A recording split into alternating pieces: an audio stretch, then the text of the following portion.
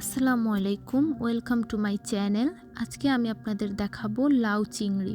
এখানে আমরা সকল উপকরণ সুন্দরভাবে সাজিয়ে নিয়েছি। এখানে আছে কেটে রাখা লাউ, পেঁয়াজ, কাঁচামরিচ, চিংড়ি মাছ। এখানে আমার কাছে ছোট চিংড়ি ছিল না, যার কারণে আমি বড় চিংড়িকে ছোট ছোট টুকরো করে নিয়েছি।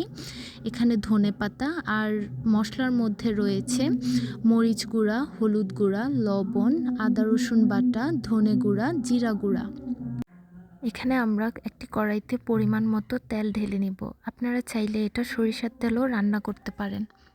এখন পেঁয়াজ, কাঁচামরিচ দিয়ে কিছুক্ষণ নেড়ে তারপর এর সাথে লবণ অ্যাড করে পেঁয়াজের কালার বাদামি বর্ণ হওয়া পর্যন্ত নাড়তে থাকবো।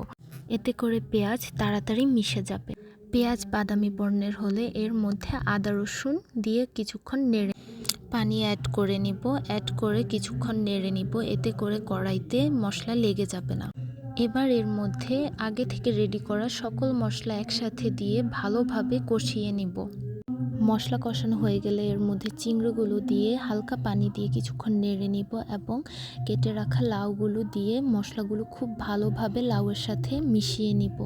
ভালোভাবে কষানো হলে লো আঁচে ঢাকনা দিয়ে কিছুক্ষণ রেখে এর মধ্যে পানি দিয়ে আরও কিছুক্ষণ জাল দিব। তরকারিতে ভালোভাবে বলক আসলে এর মধ্যে ধনেপাতা দিয়ে কিছুক্ষণ রান্না করে উঠিয়ে ফেলবো। বাস, আমাদের তৈরি হয়ে গেল মজাদার লাউ চিংড়ি। Thanks for watching.